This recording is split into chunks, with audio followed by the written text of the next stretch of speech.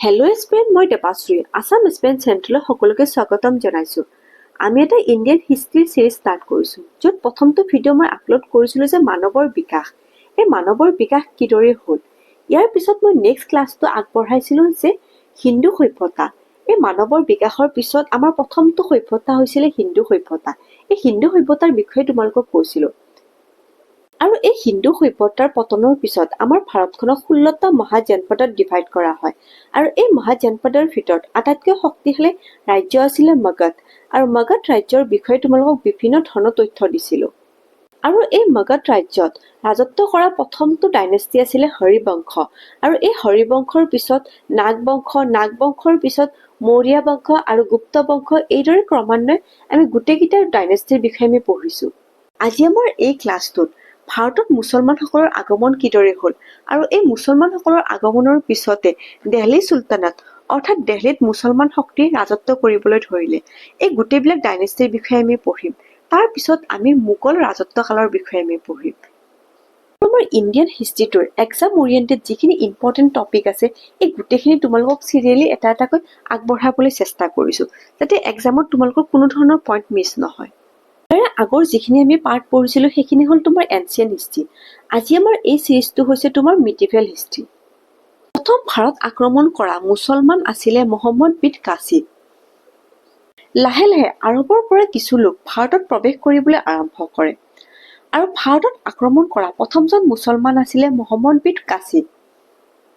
712 চনত মহম্মদ বিন কাছিমৰ নেতৃত্বত আৰবৰ সৈন্যৰ দল এটাই সিন্ধু নদীৰ ফালে প্ৰৱেশ কৰে আৰু সেই অঞ্চলটো তোমাৰ আক্ৰমণ কৰে। তোমাৰ ৱৰ্ল্ডৰ মেপ, এই ৱৰ্ল্ডৰ মেপত তোমালোকক চাউদি আৰবখন দেখাইছো। এইখন তোমাৰ চাউদি আৰব। এই আৰবৰ পৰা এইদৰে সিন্ধু নদী হৈ কিনে এইখিনি তোমাৰ পাকিস্তান আৰু ইণ্ডিয়াৰ মাজেৰে সিন্ধু নদীটো বৈ গৈছে। এই সিন্ধু নদীত হৈ কিনে তোমাৰ মহম্মদ বিন কাছিমে ভাৰতত প্ৰথমবাৰ তোমাৰ ইয়াতে আক্ৰমণ কৰিছিলে। এই আৰবৰ কাণ্ট্ৰিসমূহ কি আছিলে তেতিয়া? ইজিপ্ত, চুডান, চাউদি আৰেবিয়া, এইবোৰ তোমাৰ আৰবৰ কাণ্ট্ৰি আছিলে। এই আৰবৰ কাণ্ট্ৰিসমূহৰ পৰা মুছলমান শক্তিয়ে ভাৰতত প্ৰৱেশ কৰিছিলে। 712 চনত মহম্মদ কাছিমে ভাৰত প্ৰথমবাৰ আক্ৰমণ কৰে। ইয়াৰ পিছত মহম্মদ গজনীয়ে 17 বাৰ ভাৰত আক্ৰমণ কৰে। 1001 চনৰ পৰা 1025 চনলৈকে 17 বাৰ ভাৰত আক্ৰমণ কৰিছিল মহম্মদ গজনীয়ে।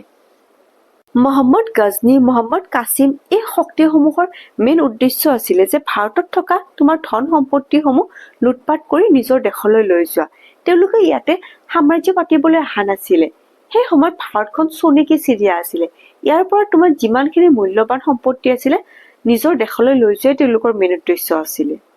1001 চনত মহম্মদ গজনীয়ে সেই সময়ত পাঞ্জাৱৰ ৰজা জয়পালৰ বিৰুদ্ধে প্ৰথমটো আক্ৰমণ কৰিছিলে। আৰু 1017 চনত সোমনাথ টেম্পলটো তেখেতে আক্ৰমণ কৰি কিনে গোটেই ধ্বংস কৰি দিয়ে, সোমনাথ মন্দিৰটো।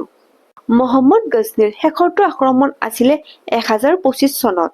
আৰু সেই আক্ৰমণটো পাঞ্জাৱৰ জেঠসকলৰ বিৰুদ্ধে কৰিছিলে। এই পাঞ্জাৱী জেঠবিলাক যে থাকে, যিবিলাকে তোমাৰ তৰোৱাল লয়, পাগুৰি পিন্ধে, সেই জেঠৰ লগত 1025 চনত শেষৰবাৰ যুদ্ধ কৰিছিলে। ভাৰত আক্ৰমণ কৰা তৃতীয়টো মুছলমান শক্তি আছিলে মহম্মদ ঘৌৰী। আৰু এই মহম্মদ ঘৌৰী 1175ত ভাৰত আক্ৰমণ কৰে। মহম্মদ ঘৌৰীয়ে মুলতান জয় কৰাৰ পিছত ভাৰতত যেতিয়া প্ৰৱেশ কৰে, এই ভাৰতত প্ৰৱেশ কৰাৰ সময়ত তেখেতে দুখন শক্তিশালী যুদ্ধ কৰিবলগীয়া হয়। প্ৰথমখন যুদ্ধ আছিলে 1191ত তাৰাইনৰ প্ৰথম যুদ্ধ। তাৰাইনৰ প্ৰথমখন যুদ্ধ কৰিছিলে ৰাজপুত ৰজা পৃথ্বীৰাজ চৌহানৰ লগত 1191ত। ৰাজপুতসকল মেইনলি ক'ৰ আছিলে? ৰাজস্থানৰ ৰাজপুত। এই ৰাজপুত ৰজা পৃথ্বীৰাজ চৌহানৰ লগত প্ৰথমখন তাৰাইনৰ যুদ্ধ কৰে। এই যুদ্ধত প্ৰথমখন যুদ্ধত তাৰাইনত পৃথ্বীৰাজ চৌহানে এই মহম্মদ ঘৌৰীক পৰাস্ত কৰিবলৈ সক্ষম হয়। এইজন মহম্মদ ঘৌৰী কিন্তু শুই থকা ভকত নাছিলে। প্ৰথমখন তাৰাইনৰ যুদ্ধত পৰাস্ত হোৱাৰ পিছত নেক্সট বছৰত আকৌ আক্ৰমণ কৰে। 1192ত তাৰাইনৰ 2 নম্বৰখন তোমাৰ যুদ্ধ হয়। তাৰাইনৰ দ্বিতীয়খন যুদ্ধত, যিখন তোমাৰ হৈছিলে 1192ত, এই তাৰাইনৰ দ্বিতীয়খন যুদ্ধত মহম্মদ ঘৌৰীয়ে পৃথ্বীৰাজ চৌহানক বন্দী কৰে আৰু বন্দী কৰি কিনে পৃথ্বীৰাজ চৌহানক মৃত্যু দিয়ে। আৰু এইদৰে মহম্মদ ঘৌৰীয়ে ভাৰতত নিজৰ আধিপত্য বিস্তাৰ কৰিবলৈ সক্ষম হয়। এতিয়া তোমালোকে এটা ক্ৰনলজিকেল অৰ্ডাৰত গম পালা যে প্ৰথমজন মুছলমান কোন আহিছিলে 712ত প্ৰথমজন মুছলমান আহিছিলে মহম্মদ কাছিম ইয়াৰ পিছত আহিছিলে 1001 চনত মহম্মদ গজনী আৰু মহম্মদ গজনীৰ পিছত 1175 চনত আহিছিলে মহম্মদ গৌৰী এই কুতুবুদ্দিন এইবাকৰ পৰা দিল্লী চুলতানাত আৰম্ভ হ'ব মহম্মদ গজনীয়ে হওক বা মহম্মদ গৌৰীয়ে হওক তেওঁলোকে ভাৰতত স্থায়ী সাম্ৰাজ্য পাতিবলৈ অহা নাছিলে কিন্তু তেওঁলোকৰ মৃত্যুৰ পিছত কুতুবুদ্দিন এইবাকে ভাৰতত তোমাৰ দিল্লী চুলতানাত বা দিল্লীত তোমাৰ নিজৰ সাম্ৰাজ্য বিস্তাৰ কৰিবলৈ আৰম্ভ কৰে কুতুবুদ্দিন এইবাক আছিলে মহম্মদ গৌৰীৰ এজন বিশিষ্ট সেনাপতি মহম্মদ গৌৰীৰ যেতিয়া মৃত্যু হয় এই মৃত্যুৰ সময়ত তেখেতৰ অধীনত থকা গোটেইখিনি সাম্ৰাজ্য এই কুতুবুদ্দিন এইবাকৰ হাতত দিয়ে আৰু কুতুবুদ্দিন এইবাকে 1206 চনত দিল্লী চুলতানাত নামেৰে তেওঁৰ সাম্ৰাজ্য প্ৰতিষ্ঠা কৰে কুতুবুদ্দিন এইবাক আছিল মূলতঃ এজন তুৰ্কী কিন্তু কুতুবুদ্দিন এইবাকৰ পিতৃয়ে দাসত্বৰ অধীনত মহম্মদ গৌৰীৰ হাতত এই কুতুবুদ্দিন এইবাকক বিক্ৰী কৰি দিয়ে সেয়ে কুতুবুদ্দিন এইবাকে প্ৰতিষ্ঠা কৰা বংশটোৰ নাম দাস বংশ বা গোলাম বংশ বুলিও কোৱা হয় কুতুবুদ্দিন এইবাকৰ বিষয়ে আমি এতিয়া পঢ়িম কুতুবুদ্দিন এইবাক এজন উদাৰ মনৰ ব্যক্তি আছিলে আৰু তেখেতৰ এই উদাৰতাৰ বাবে তেখেতক লক্স বক্স বা তোমাৰ লাখ টকা দানকাৰী উপাধি দিয়া হৈছিলে তাৰমানে তেখেতে মানুহক লাখ টকা দান দিছিলে সেইকাৰণে তোমাক লাখ টকা দানকাৰী উপাধি তেখেতক দিয়া হয় এইজন কুতুবুদ্দিন এইবাকে দিল্লীত কোৱাত উল ইছলাম মছজিদ আৰু আধা দিন কা জোপৰা এই মছজিদ নিৰ্মাণ কৰিছিলে এই কুতুব মিনাৰৰ গোটেই কামখিনি কমপ্লিট কৰিছিলে তেখেতৰ জোৱায়েক ইটুক মিশ্ৰা আৰু ভাৰতৰ ইতিহাসত প্ৰথমজন মুছলমান যিয়ে তোমাৰ চুলতান উপাধি গ্ৰহণ কৰে তেখেত আছিলে কুতুবুদ্দিন এইবাক কুতুবুদ্দিন এইবাকে চুলতান উপাধি গ্ৰহণ কৰিছিলে আৰু 1210 চনত পোল খেল খেলি তেখেতৰ মৃত্যু হয় দিল্লীত শাসন কৰা এইবোৰ বংশ এই গোটেইখিনিক তোমাৰ দিল্লী চুলতানাত বুলি কোৱা হয় মিডিভেল হিষ্ট্ৰীত প্ৰথমটো আছিলে তোমাৰ গোলাম বংশ বা দাস বংশ সেকেন্ডটো আছিলে তোমাৰ খিলজী বংশ তাৰ পিছত আছিলে তোমাৰ তুগলক বংশ তাৰ পিছত আছিলে তোমাৰ সৈয়দ বংশ তাৰ পিছত লোডি বংশ এইবোৰ তোমাৰ আয়োগৰ পৰীক্ষাত এপিএসসিৰ আয়োগৰ পৰীক্ষাত বা তোমাৰ এসএসসি পৰীক্ষাত ক্ৰনলজিকেল অৰ্ডাৰত কিন্তু মিলাব দিয়ে এটা তোমালোকক ট্ৰিক দি আছো এই দিল্লী চুলতানত মনত ৰাখাত জিকে তো সৰল লগতা হে G for Ghulam K for Khilji T for Tughlaq S for Sayyid L for Lodi এতিয়া আমি গোলাম বংশৰ বিষয়ে পঢ়িম গোলাম বংশই কিমান টাইম ৰাজত্ব কৰিছিলে 1206 পৰা 1290 লৈকে এই গোলাম বংশই ৰাজত্ব কৰিছিলে অকমান আগতে মই তোমাক কুতুবুদ্দিন এইবাকৰ কথা ক'লো যে কুতুবুদ্দিন এইবাক এজন মহান ব্যক্তি আছিলে তেখেতক লক্স বক্স বুলি উপাধি দিয়া হৈছিলে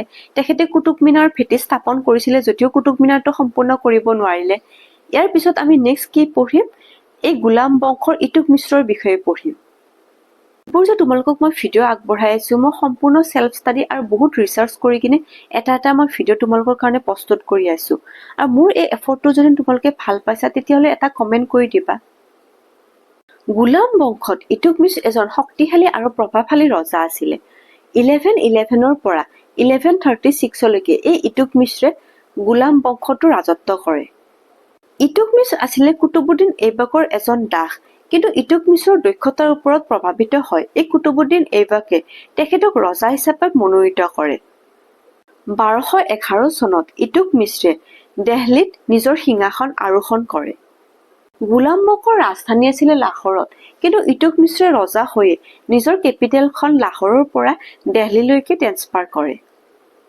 ইটুকমিছৰে একটা সিস্টেম ইন্ট্ৰোডিউস কৰে একটা সিস্টেম হৈছে যিবিলাক নন মুছলিম আছিলে সেইবোৰে মাটিৰ ওপৰত ট্যাক্স প্ৰদান কৰিব লাগিছিলে সেইটো হল তোমাৰ একটা সিস্টেম এটো ইটুকমিছৰে ইন্ট্ৰোডিউস কৰিছিলে একটা সিস্টেম ইটুকমিছৰে কুতুব মিনাৰৰ সম্পূৰ্ণ কাম তেখেতে সম্পূৰ্ণ কৰে ইটুকমিছৰৰ মৃত্যুৰ পিছত তেখেতৰ কন্যা সন্তান ৰাজিয়া সুলতানে দিল্লীৰ সিংহাসন আৰোহণ কৰে দিল্লীৰ সিংহাসন আৰোহণ কৰা ওৱান এণ্ড অনলি ওমেন আছিলে এজন ৰাজিয়া সুলতান ভাৰতৰ ইতিহাসত ৰজা হোৱা একমাত্ৰ ওমেন আছিলে এইজন ৰাজিয়া সুলতান মোষ্ট ইম্পৰ্টেন্ট পইণ্ট দিল্লী সুলতানতৰ সাম্ৰাজ্য প্ৰতিষ্ঠা কৰা ৰিয়েল ফাউণ্ডাৰ বুলি ইটুকমিছৰক কোৱা হয় কাৰণ তোমাৰ কুতুবুদ্দিন এইবাকে বেছিদিন ৰাজত্ব কৰিব নোৱাৰিলে ইটুক মিশ্ৰে গোটেই সাম্ৰাজ্য বিস্তাৰ কৰাৰ উপৰিও তেখেতে ৰাজধানীখন সম্পূৰ্ণৰূপে নতুনকৈ প্ৰতিষ্ঠা কৰে। সেইকাৰণে তোমাক এই ইটুক মিশ্ৰক real founder of the Delhi sultanate বুলি কোৱা হয়। ইটুক মিশ্ৰৰ পিছত আমি ৰাজিয়া চুলতানৰ বিষয়ে পঢ়িম। ৰাজিয়া চুলতান হৈছে দিল্লী সিংহাসনত বহা একমাত্ৰ মহিলা শাসক। ৰাজিয়া চুলতানে শাসনত বহিয়ে তেখেতে কেৰা প্ৰণালী নাইকিয়া কৰিছিলে। এই কেৰা প্ৰণালী হৈছে তোমাৰ বুৰ্খা প্ৰণালীটো। এই বুৰ্খা পিন্ধা তেখেতে প্ৰথাটো নাইকিয়া কৰিছিলে। এইজন ৰাজিয়া চুলতানক 1240 চনত এটা ষড়যন্ত্ৰ কৰি কিনে তেখেতক নিহত কৰে। ইতিহাসত ৰাজিয়া চুলতানৰ ভূমিকা উল্লেখযোগ্য। এইজন ৰাজিয়া চুলতানৰ অৱদান দেখাবৰ বাবে ৰাজিয়া চুলতানা নামৰ এখন মুভিও ৰিলিজ কৰা গৈছিলে বলিউডত। পিতৃপ্ৰধান দেশ এখনত এজন ওমেনে ৰোল কৰিলে এই কথাটো বহুতে ভাল পোৱা নাছিলে। সেইকাৰণে ষড়যন্ত্ৰ কৰি কিনে এই ৰাজিয়া চুলতানক মাৰি পেলায়। ৰাজিয়া চুলতানৰ পিছত নেক্সট ৰজা হয় বলবন্ত, আৰু এই বলবন্তৰ ৰাজসভাত দুজন বিশিষ্ট কবি আছিলে। এজন আছিলে আমিৰ খুশ্ৰ আৰু এজন আছিলে তোমাৰ আমিৰ হাছান। আমিৰ খুশ্ৰক দ্য তৃতীয় হিন্দ বুলি কোৱা হয়, আৰু তেখেতে পেৰট অফ ইণ্ডিয়া এইখন তোমাৰ ট্ৰেন্সলেট কৰিছিলে। আমিৰ খুশ্ৰক the father of Indian qawwali music বুলি কোৱা হয়। এই বলবন্তৰ পিছত গোলাম বংশটো ইয়াতে সমাপ্ত হয়। নেক্সট আমি পঢ়িম খিলজী বংশ। In which year Delhi sultanate was found. Delhi চুলতানাতখন কেতিয়া প্ৰতিষ্ঠা কৰা হৈছিলে? আমি যিখিনি পঢ়িছো তাৰ লগত ৰিলেটেড MCQ খিনি কৰো আহা। 1206 চনত কুতুবুদ্দিন এইবাকে দিল্লী চুলতানাত প্ৰতিষ্ঠা কৰে। কুতুবুদ্দিন এইবাক কোন আছিলে? মহম্মদ গৰিৰ এজন সেনাপতি আছিলে। 1206 চনত দিল্লী চুলতানাত প্ৰতিষ্ঠা কৰে।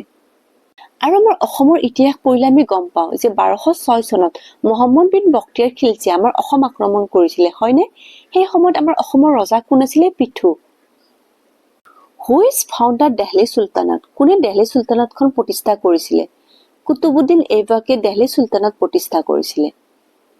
তোমালোকক মই এই ইংলিছত কুৱেশ্যন বিলাক লোৱাৰ মেইন উদ্দেশ্য হৈছে যাতে এক্সামত তোমালোকে কুৱেশ্যন বিলাক দেখিলে ভয় নোখোৱা। How many dynasty are there in the Delhi চুলতানাত?